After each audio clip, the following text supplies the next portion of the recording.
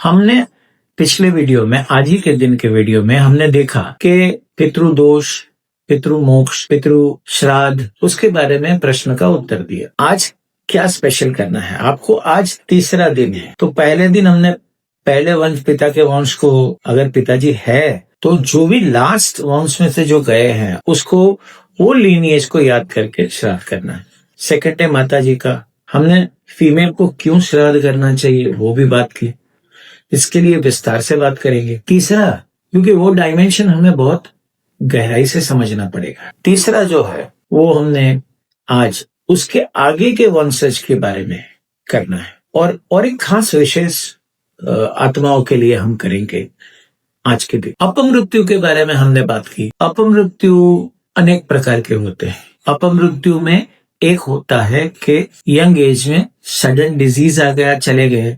अपमृत्यु में accidental death हो गया। अपमृत्यु में सुसाइडल डेथ हो गया। अपमृत्यु में कुछ ऐसी घटना बन जाती है कि अचानक आत्मा को ये ज्ञात हो जाता है कि नहीं, बस मुझे अभी यहाँ नहीं रहना है, मेरा काम नहीं होगा, ये जो बॉडी में मैं आया हूँ और जो वातावरण में हूँ ये काम नहीं होने वाला है, मैं चला जाता हूँ। तो ऐसे कई प्रकार अपमृत्यु में होते हैं। ऐसा एज से संबंध नहीं है, लेकिन जनरली अपमृत्यु, यंग एज के अपमृत्यु के बारे में आज हम स्पेशली सुसाइड जिन्होंने किया है उनको याद करके, आपको याद भी नहीं है कि वंश में किसने, कहाँ, कब किसी की मृत्यु हुई है। हम ऐसा मानते हैं कि जनरली, हाँ, दूसरा एक अपमृत्यु में किसी की जहर खा के, जहर दे के, किसी का मर्डर करके, ये भी हत्या हो सकती है। क्योंकि अगर आप नॉर्मल कैलकुलेशन करें ना, तो 7 पीढ़ी में जनरली माता पिता के दोनों साइड से 256 सोल्स आते हैं। तो 512 सोल्स जनरली, जहां आप कोई भाई बहन नहीं है वो मान के चलते हैं, तो अगर उनको जोड़ लिया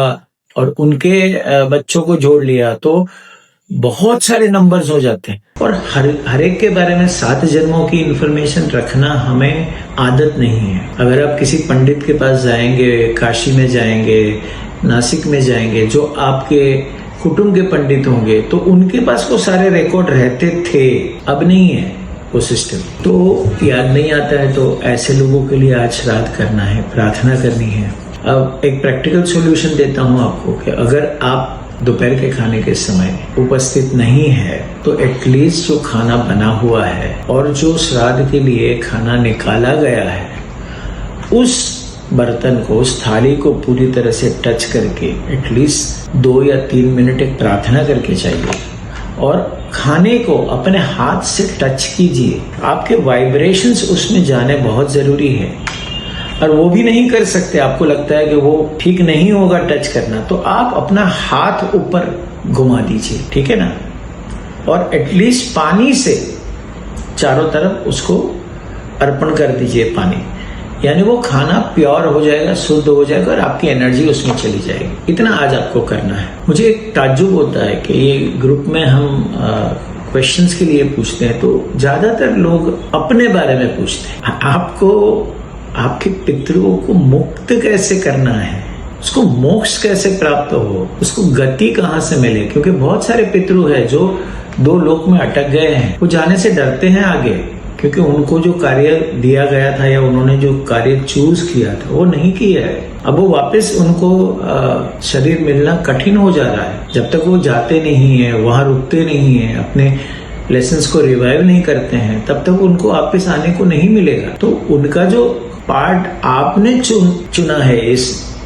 जन्म में पूरा करना, वो कैसे करेंगे? अब मान लो आपने नहीं किया तो क्या हो जाएगा? आपके जीवन में तो वो बाधा बन के तो रहेगा, लेकिन वो बाद में आपके बच्चों पे ट्रांसफर होगा, और सिर्फ आपके बच्चों पे ट्रांसफर नहीं होगा, आपके 7 पीढ़ी पे ट्रांसफर होगा। तो आपका अस्तित्व 14th लीनिएज को अफेक्ट करने वाला है। और ये काल, ये समय जो आया है, मैंने कहा कि चंद्र ग्रहण और सूर्य ग्रहण के बीच में it's a life time opportunity for you. इसे लाइटली मत लो। मैंने एक वादा किया था कि मैं आपको अगले एपिसोड में ये बताऊंगा, अगले वीडियो में ये बताऊंगा कि हम क्या अलग कर सकते हैं इन लोगों के लिए। तो पितृमोक्ष की विधि के बारे में हम अगले वीडियोज में बात करेंगे। हमने मुक्ति के बारे में बहुत बात की है, मोक्ष के बारे में नहीं की है। और मोक्ष कैसे होता है, क्या होता है मोक्ष और मुक्ति में तफावत, ये जानने के लिए, और अगला कौन सा लीनियज के बाद ऐसे कौन से मृत्यु को हम स्पेशली उनके लिए प्रार्थना करेंगे। क्योंकि मैं बहुत स्पष्ट रूप से कह देता हूं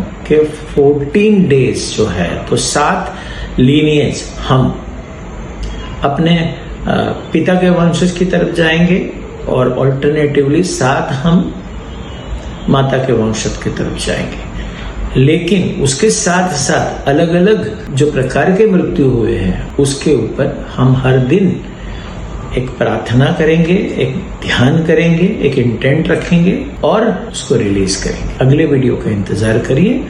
धन्यवाद। आपके प्रश्न ग्रुप में पूछिए, यहां मत डालिए, इधर उधर मत डालिए, एक ही जगह पे प्रश्न रहेंगे।